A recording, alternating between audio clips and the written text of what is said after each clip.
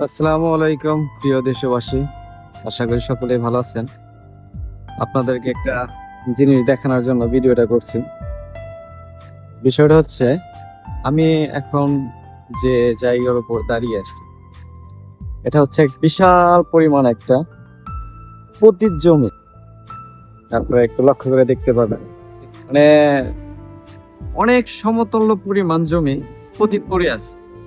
এই জমিতে এখন যদি কেউ কিছু করতে চায়, এখানে যদি কেউ একটা ফ্ল্যাট করতে যায়, একটা মার্কেট করতে যায়, যে যাই কিছু করতে যাক না কেন, অবশ্যই এই দেশে গভর্নমেন্টের অনুমতি লাগবে, ওদের চুক্তিপত্র লাগবে, আপনার কন্ট্রাক্ট লাগবে। কত বছরের জন্য আপনি এখানে একটা মার্কেট করছেন, একটা ভিলা করছেন, যাই কিছু করেন না কেন, গভর্নমেন্টের অনুমতি লাগবে, ওদের পারমিশন লাগবে।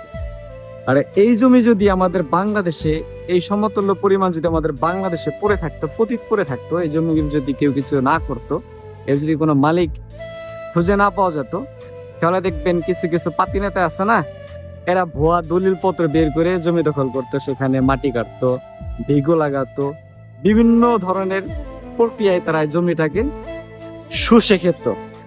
এটা হচ্ছে বাংলাদেশের পরিস্থিতি। আর এখানের যে পরিস্থিতি, কারো বাপের ক্ষমতা নাই এখানে এসে জমি ভোগ দখল করবে, এই জমি দখলে আসবে, কারো বাবার ক্ষমতা নাই। এটা হচ্ছে বিদেশ। আর আমাদের সোনার বাংলাদেশে এই ধরনের জমি যদি পড়ে থাকতো, নেতাদের মাথা ঠিক থাকতো না, কিভাবে এই জমিটা দখল করা যায়, কিভাবে এই জমিটা খাওয়া যায়, এই ধান্দায় ঘুরে বেড়াতো। এটা হচ্ছে পার্থক্য।